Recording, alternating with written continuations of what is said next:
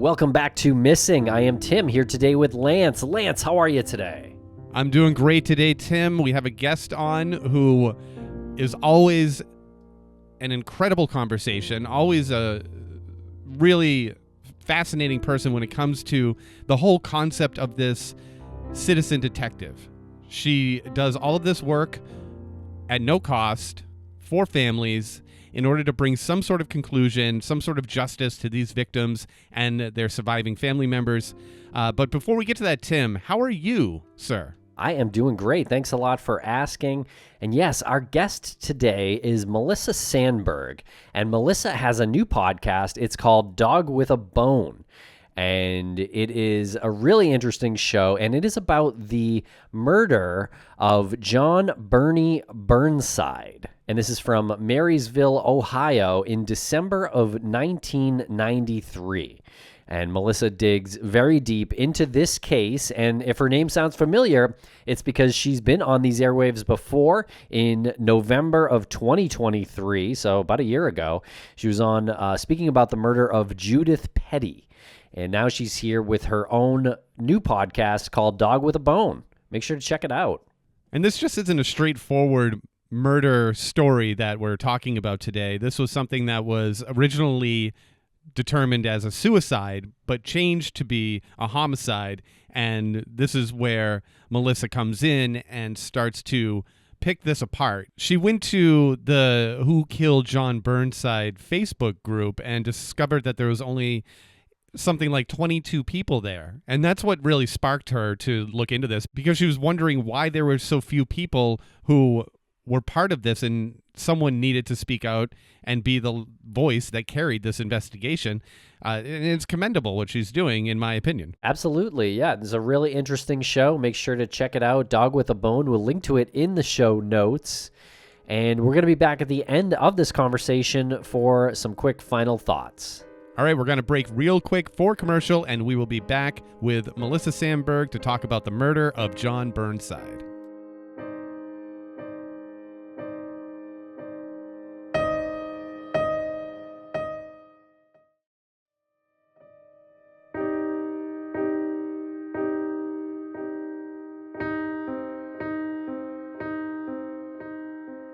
Welcome back to the show. Melissa Sandberg, how are you today?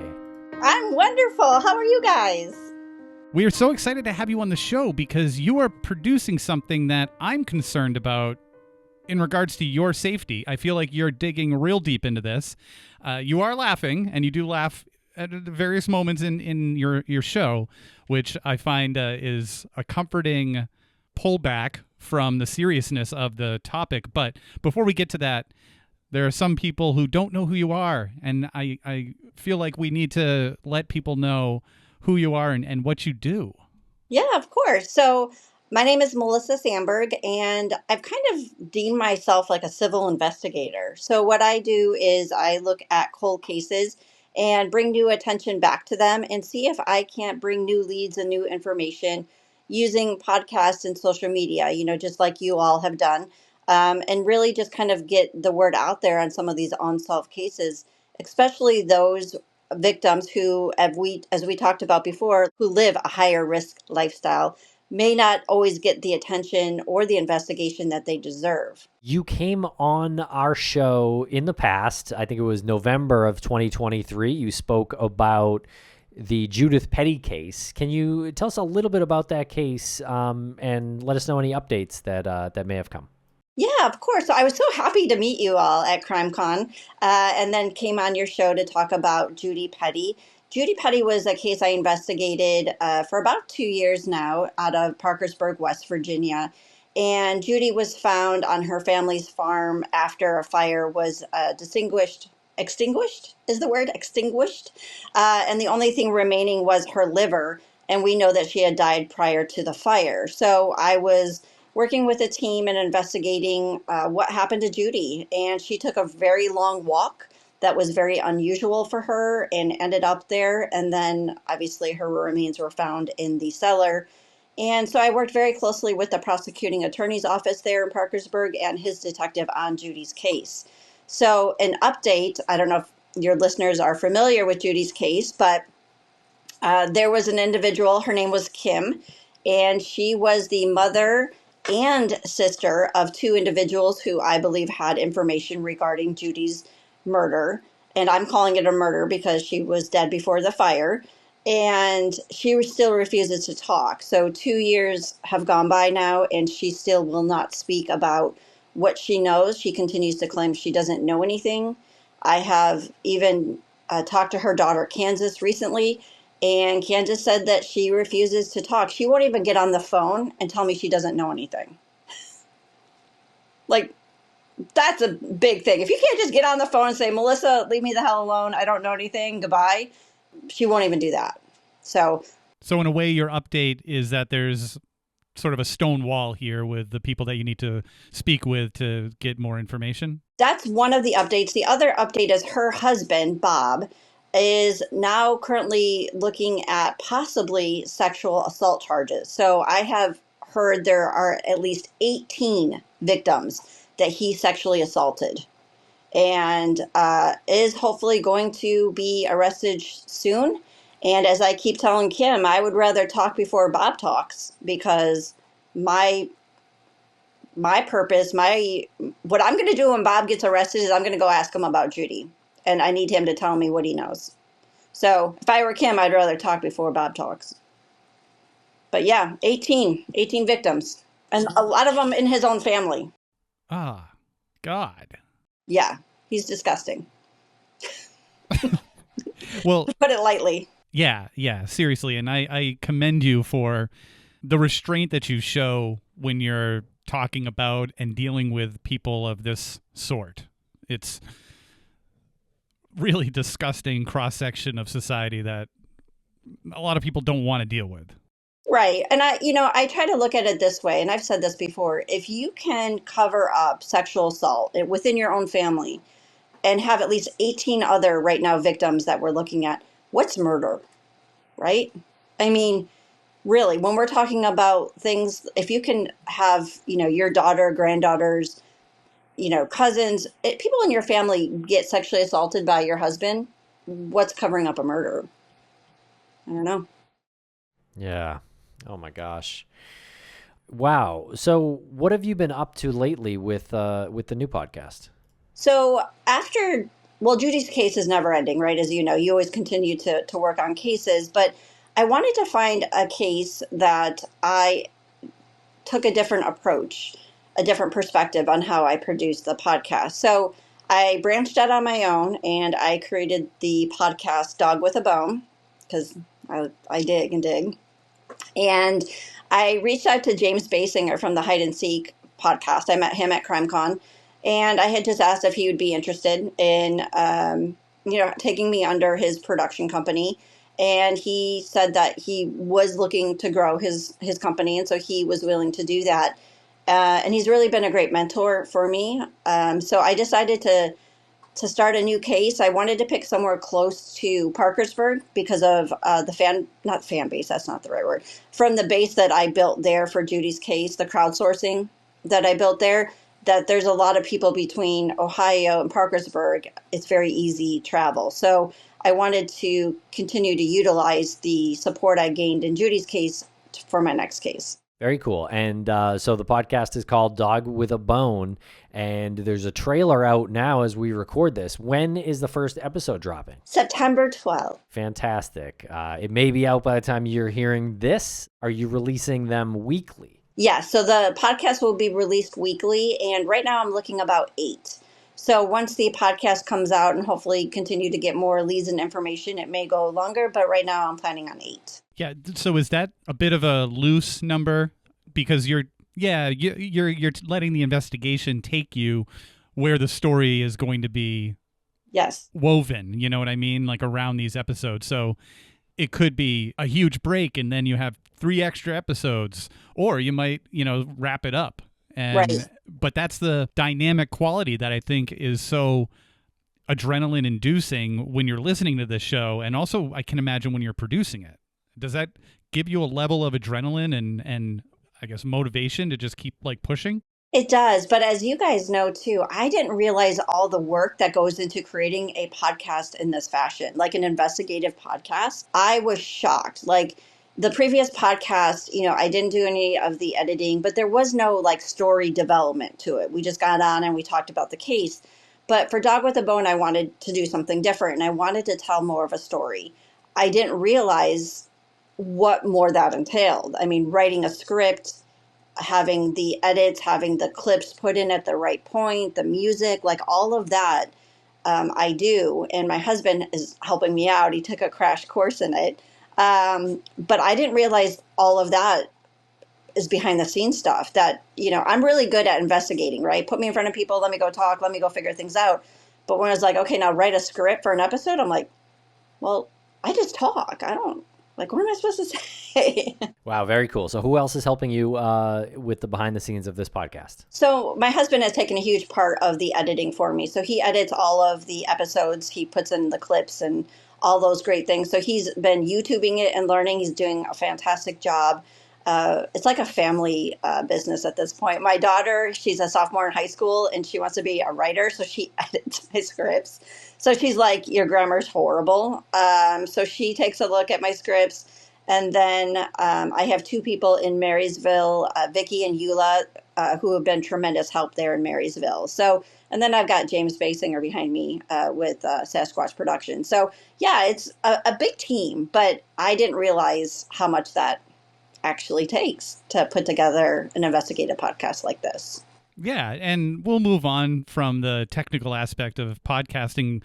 I think it is super interesting, and I think the listeners think it's super interesting because a lot of the preconceived notion is that a podcaster doing this is just tucked away in their closet, and then they record on their phone and hit upload, and everything just sort of falls into place. Wouldn't that be nice? Then I would do it all the time. It'd be amazing. And then what really stands out about shows like what you're producing here and the story is that it has the production, it has this raw production quality to it that makes you feel like you are right there with you, next to you, walking alongside and getting nervous about talking to these people.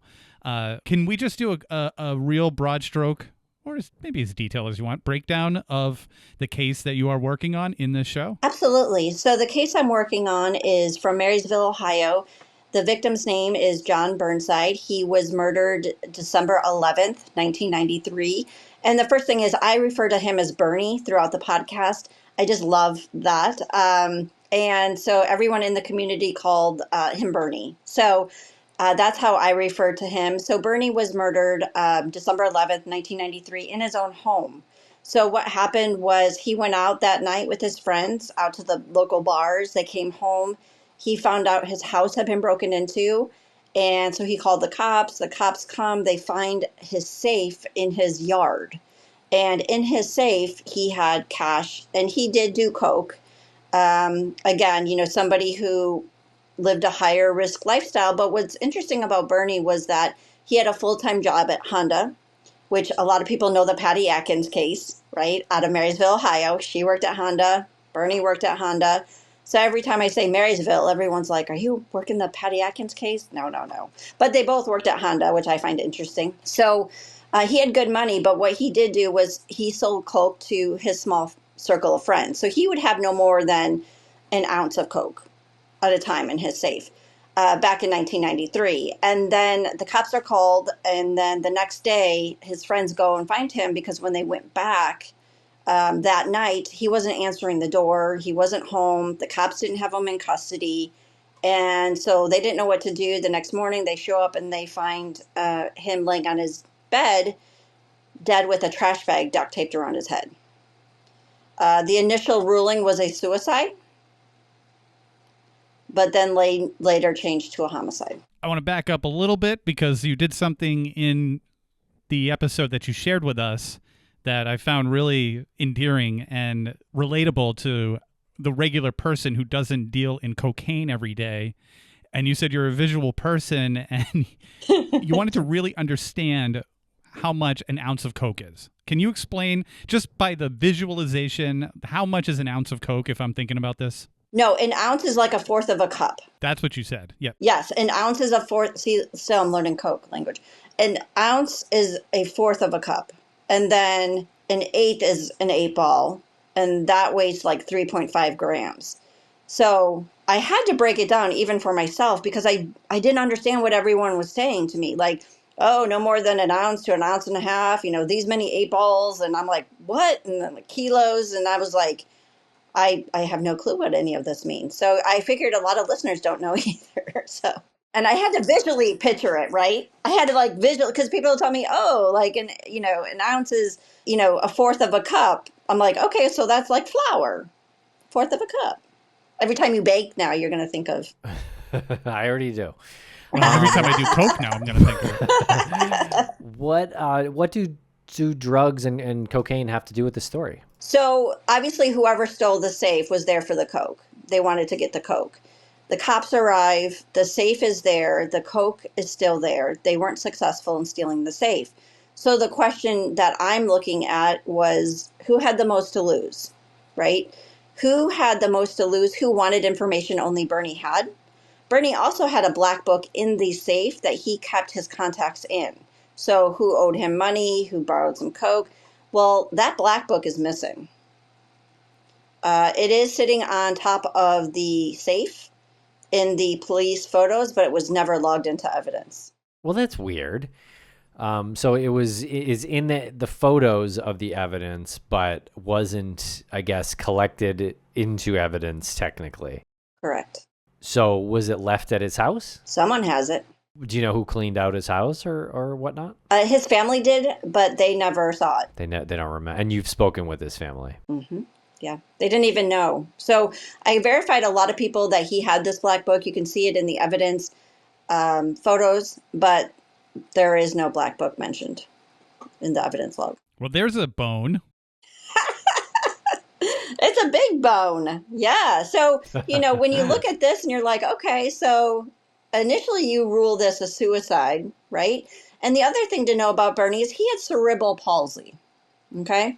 So the officer on scene who was investigating Bernie's murder and the coroner all said that this was a suicide, that Bernie decided that he was going to kill himself because he got in trouble. Now, mind you, they could have arrested him that night because he had over 20 grams of Coke and he should have been arrested.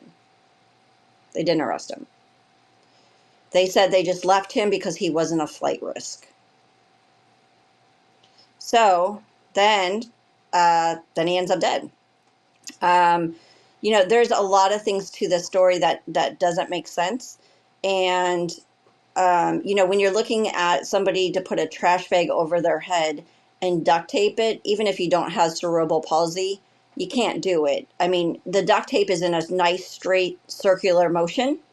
If you try to do it yourself, it's going to be all over the place, right? There was no claw marks. There was no rips on the bag.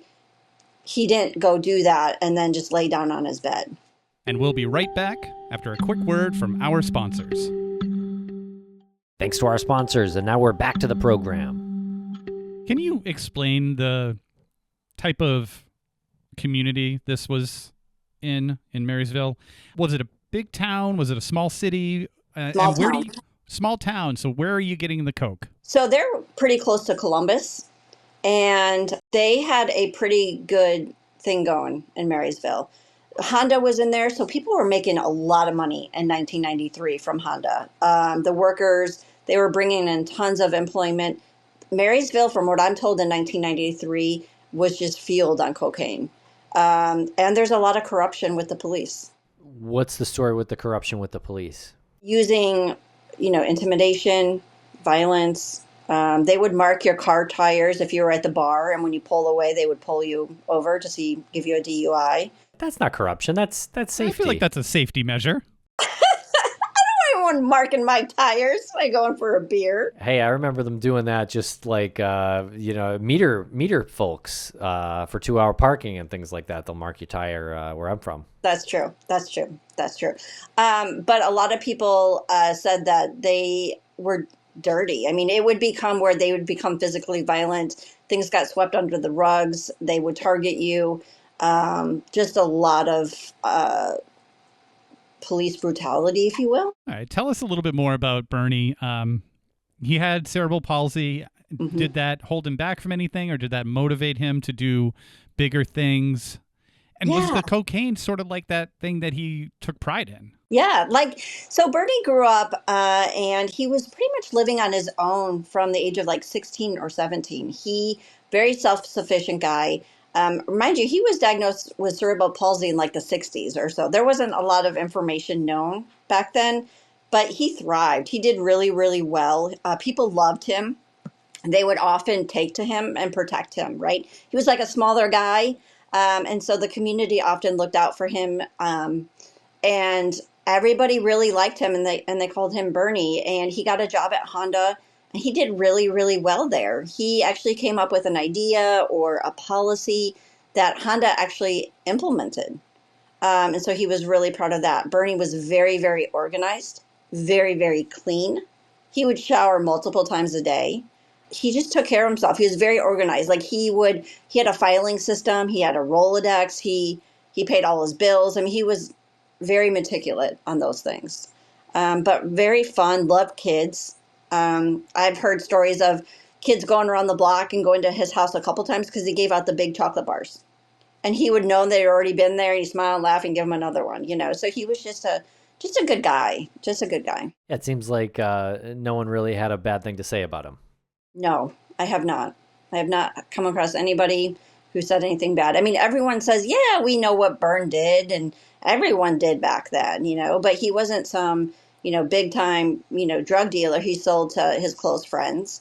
But other than that, he wasn't, some kingpin on the street corner. He was socially selling. Right. And he did it himself as well? Yes. And I think that helped him too with like his people, socially, like he had a hard time. Right. And so I think that helped him overcome some of those challenges too. Something must have been brewing there, obviously, because he's found dead, and it's like clearly not a suicide. I mean, maybe not clearly not a suicide, but it's clearly. Okay, so allegedly a suicide.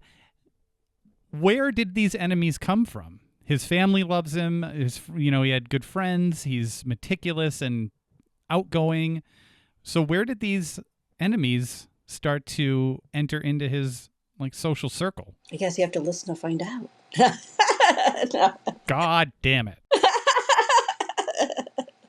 Yeah, no, he was really liked by everybody. And, again, I think the motive comes back to the opportunity, and something went wrong. And clearly somebody covered this up to look like a suicide, right? Bernie, his manner of death was, I'm going to mess up the word, suffocation. Asphyxiation. Damn it. Yeah. I'm just going to have you say that a few times on the podcast because I can't get it right. Asphyxiation. So he actually had a brain bleed in 4 different places in his brain. So you don't knock yourself out and then go put a trash bag on your head. So, it clearly was a very brutal. Someone knocked him out unconscious and then said, shit. He had 4 different brain bleeds? Yes.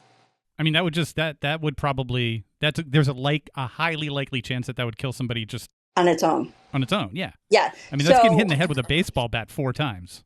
Correct. So what we are working on right now is I'm talking to a forensic scientist because I want to know, he was clearly knocked out to the point where he was barely breathing, right? He would have died eventually from these brain bleeds, but he wasn't dead at the point that he was knocked out. He was still breathing.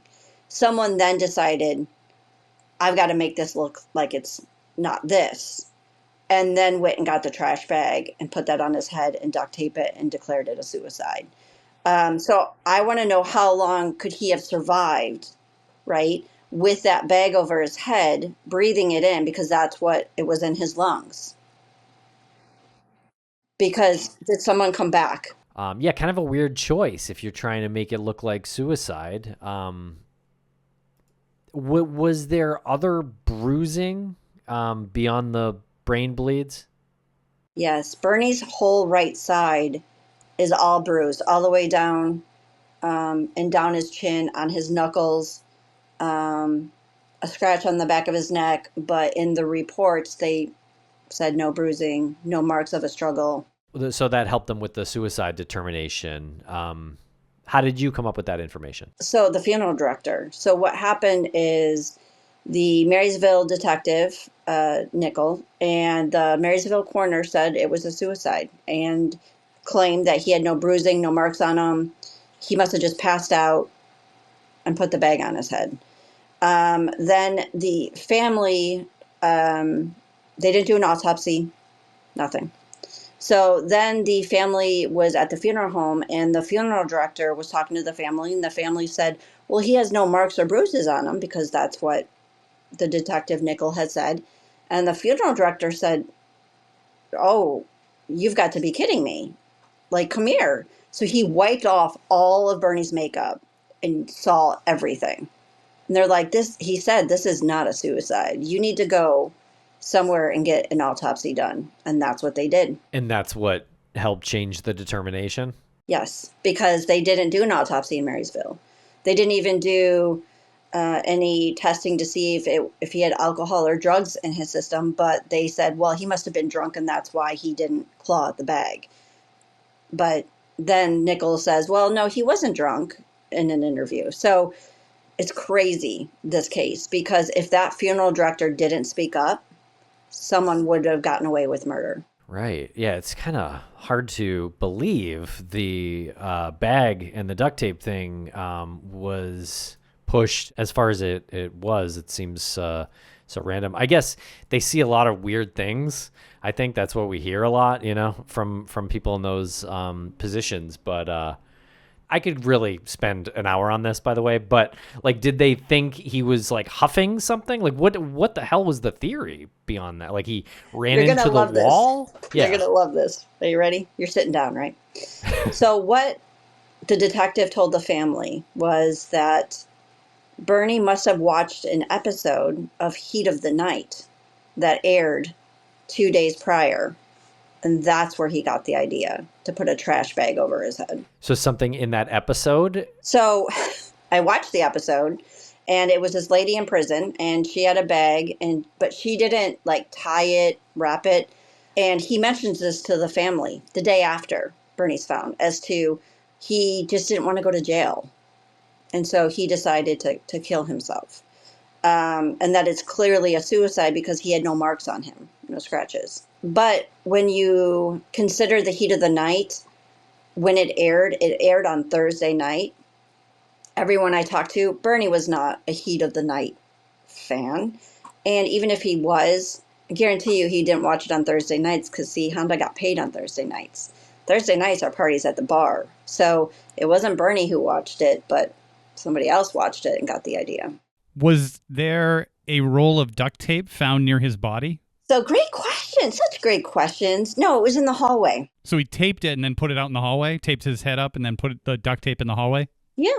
And the scissors by the nightstand in his room. But the picture of the duct tape is only of the duct tape on the carpet. It doesn't show you anything. It just says on the back of the photo in the hallway. Were there fingerprints on the scissors or duct tape?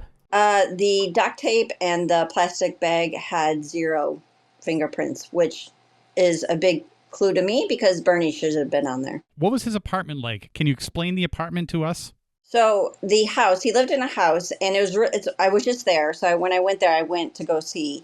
Very small house. You know, you come in through the front door and it's like the living room, and then there's a kitchen, and he had a step down until like a second addition added, and his bedroom was there. And then he built a bar, him and his friends. He was so excited and so proud of this bar. So he had this bar, and then he had like an office, like a desk, and where he kept everything.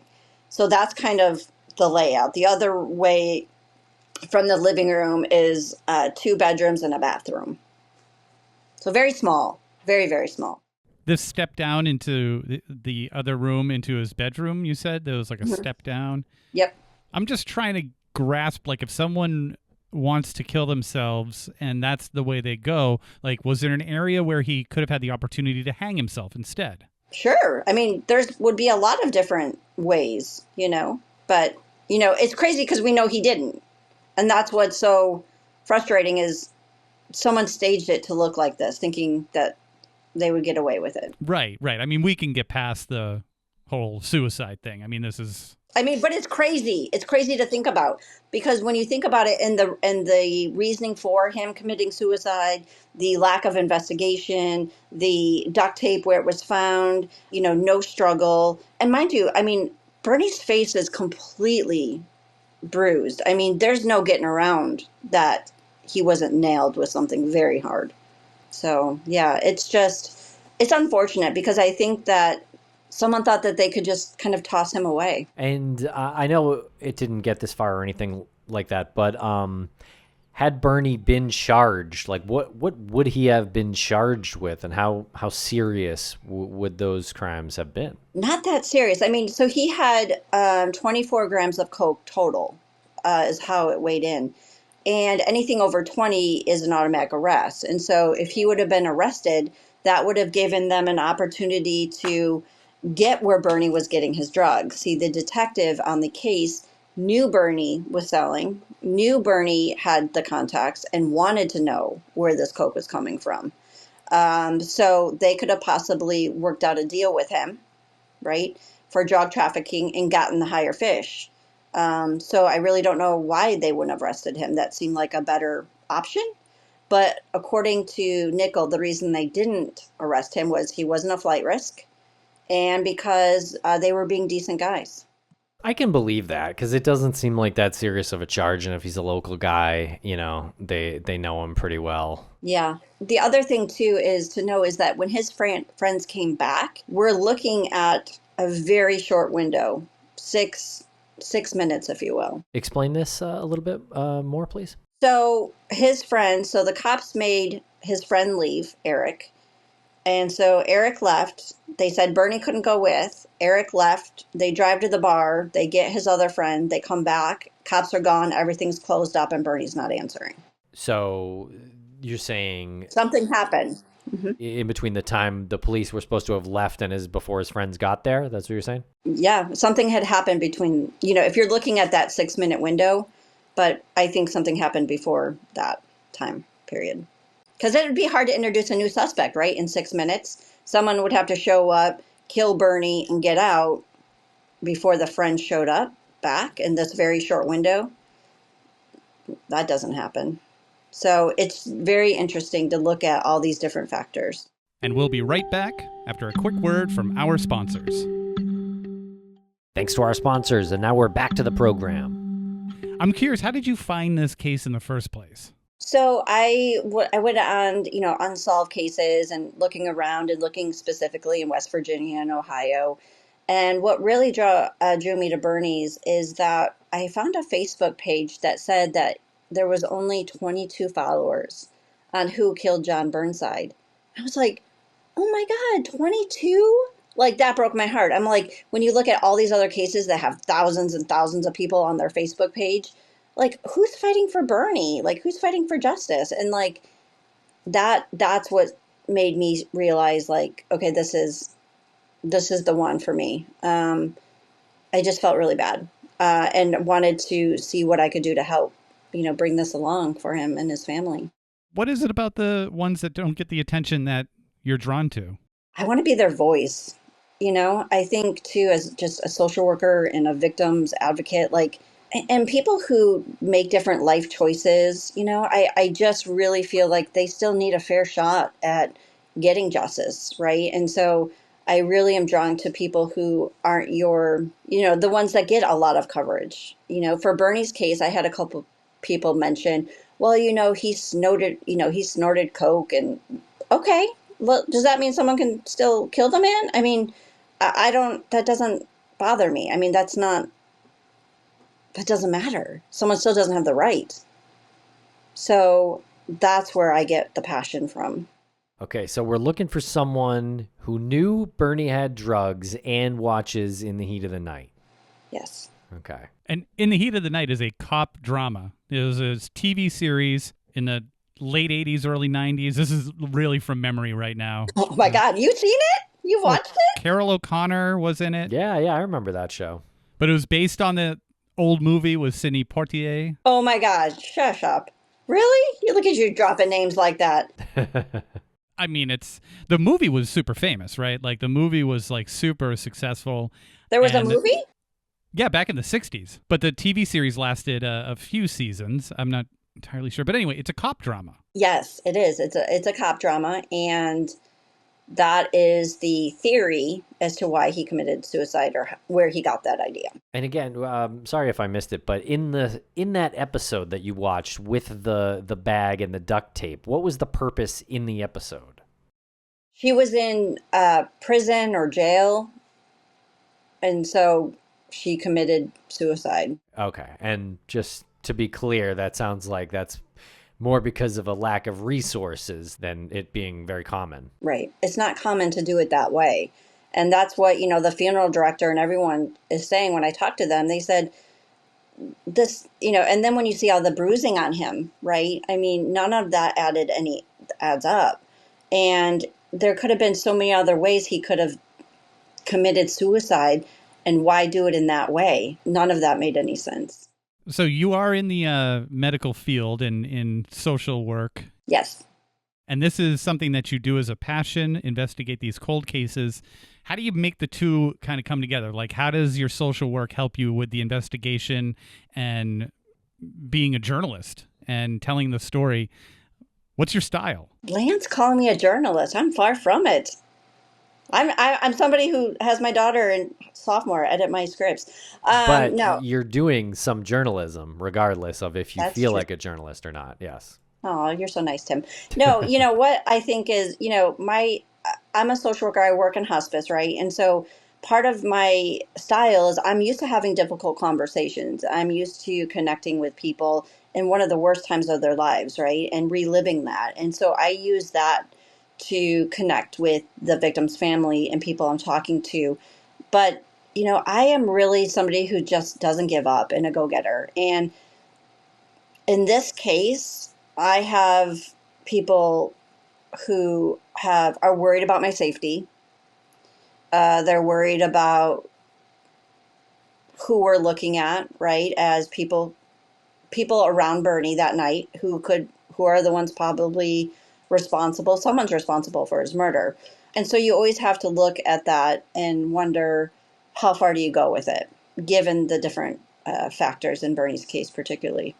I don't know if that made any sense. Sure. Yeah. And so I know you mentioned you're worried about your safety. And I know at the very end of the episode that we heard, which was episode 2, there's sort of an interview that seems like it's a little hot. I don't know that's the interview that made you worried about your safety, but I'm curious about your style. It seems like you are almost from the James Basinger school of podcasting, where you will put the hard questions to these people in the interviews. Absolutely. And I was that way with Judy's too. That's pretty much up my alley. And I like that. I like, I went and knocked on Bob's door, and, I show up at Kim's house in Kansas, slammed the door in my face. Like, that's where I thrive at. But definitely, I am not afraid to ask the questions. Like in this Bernie's case, I've reached out to Sergeant Nickel, who is still a chief of police. So I've reached out to him, and, he hasn't called me back, of course. But, I reached out to the other, who was the chief of police at the time in Marysville. I reached out to him and got him on the phone. And he actually talked to me for a few minutes and, still believes it's a suicide. So, it's, I'm not afraid to go there. What do you do when you go there? Like, how do you manage the conversation once you've hit that level of intensity? I don't know. I just, like, in the moment, I just go. Like, I function very high in crisis situations. Like, I'm on game. So I don't even think about it till afterwards. Like that phone call that you hear that for the trailer, I did not expect that phone call to go in that way. When I first called her, she's calling me honey and all these things, all nice. And then once I ask a question she didn't like about her brother, then, she calls me every name in the book and then blocks me. So, it's those conversations where you don't expect them and then they go sideways on you. So you just have to quickly think, because especially, for like Nickel or Coots, who were the officers there in Marysville for Bernie's case, I didn't expect Coots to get on the phone with me, right, and answer questions. And he was working at Home Depot at the time. And I'm like trying to get questions from him and answering, because I'm like, he's not going to talk to me again. I caught him off guard. Sure enough, he has never talked to me again. But, you know, it's one of those moments where you just have to go for it while you've got him. So who are you worried about then? Maybe you don't want to name names or anything, but like I'm sure this comes up in future episodes. But yeah, can you give us a little insight into this? I mean, to be honest, I have to look at the police, right? They were there, last ones to see him alive. We have a short minute window. I have to look at them. And so when you're always looking at police, you have to make sure, right, that you're doing that delicately. And also, it's a small town and there's still a lot of secrets. And so people don't want things to come out. And when you're working with a police department back then that was very corrupt, and they're still around, right? You just have to be mindful of that. And people aren't as afraid to talk anymore as they were back then. So it's okay on that front. But when I'm in town, right, very small town, I have to make sure that I'm good. Well, this is some great work, Melissa, digging into this murder, and I will not address it as a suicide because it seems very clear that this was a murder. Yes, the death certificate does say murder now. It was changed to homicide. Yeah. Good. Okay. And so, what are your goals here with the show? To get justice for Bernie, and I think that's already happening. So I am working hand in hand with the agent from the Ohio Bureau of Criminal Investigation, who is now reviewing this case. She's amazing, and I think if anyone's going to bring justice to Bernie, it's going to be her. And we were together when I was in town. I've sent her all my files, all my audio interviews, everything. And I think BCI is going to take this and run with it. Yeah, that would be pretty amazing. That would be a great achievement for you and the production of this. Well, thanks a lot, Melissa, for joining us here today. We really appreciate your time and the information. This is an incredible story. Where can listeners find the show? They can find Dog with a Bone on Spotify or wherever they listen. We also have the Dog with a Bone Facebook page as well. People can go on and listen as the investigation unfolds, as we, talk to individuals in the case and hear more about Bernie. The first episode is learning about Bernie and his dad's fight for justice. He never gave up. And, hopefully we can bring this to a closure. Fantastic work with it. It's a combination of this really independent, aggressive journalism investigation that we really appreciate, and you're going about it the right way. Hopefully you get all of the answers for the family that you're seeking, and whenever you have an update that you want to come on and tell us about with Judy or with this, please, yes. Doors open. Aw, thank you. Thank you so much, guys.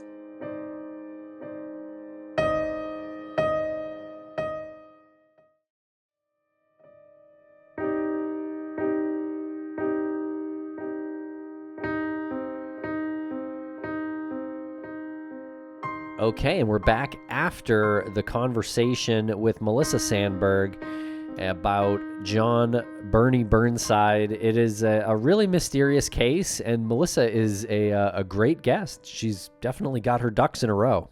Well, she's also very passionate about this, which makes her, like you said, a great guest. But to be slightly critical, sometimes that passion can lead you down a road that will take you some time to get back out of. You know what I mean? Like, if you're so hyper-focused on a particular suspect, you start to maybe not see some of the things that might be there in a more, I guess, obvious way. So she does border on that, but I think she does a good job of reining herself in. So if people are listening to this and they are citizen detectives, if they're amateur non-official sleuths and they like to try to figure out mysteries, this is a really good case study in the sense that people who aren't trained to do this professionally need to really understand how their emotions can maybe get the best of them and how to control those emotions. Yeah, it's definitely difficult, I would say. And Melissa really does a great job at it. And she's up to 8 episodes now on Dog with a Bone.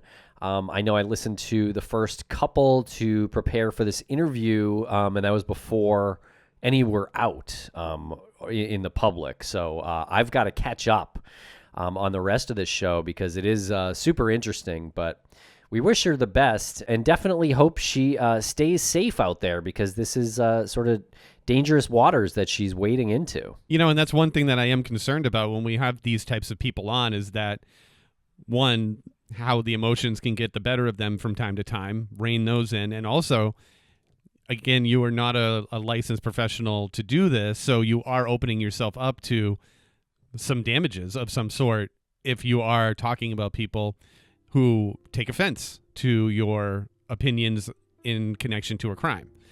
I know it's a really general thing to say, but guilty or not, if they haven't been arrested for it, you do have to kind of tread that line of not going all out in saying someone is guilty and we all know it and doing that publicly. I'm not saying that Melissa did that. I'm just saying this is a good case study in that sense. Kind of watch what you say. Yeah, and she definitely ruffles feathers in these small towns, and it can be dangerous. And I know we mentioned James Basinger in this interview very briefly, but if you've listened to his show, Hide and Seek, you'll hear him during these interviews that he conducts where he really kind of puts it to a lot of the people that he's speaking to. Sometimes he might think they've committed crimes or are holding back, and he is very kind of aggressive at times, and it really works for him. And so Melissa has worked with James, and so she kind of carries that style a little bit in this show, and I think listeners really appreciate it. Yeah, and I appreciate it too. And this is all coming from a place of love, right? We just want to make sure that everybody's safe in what they do and getting as much knowledge behind the topic as possible. And I think that Melissa is doing it the right way. Absolutely. All right, so make sure to check out Dog with a Bone. Thanks a lot for listening here today. Please follow us on social media at Missing CSM.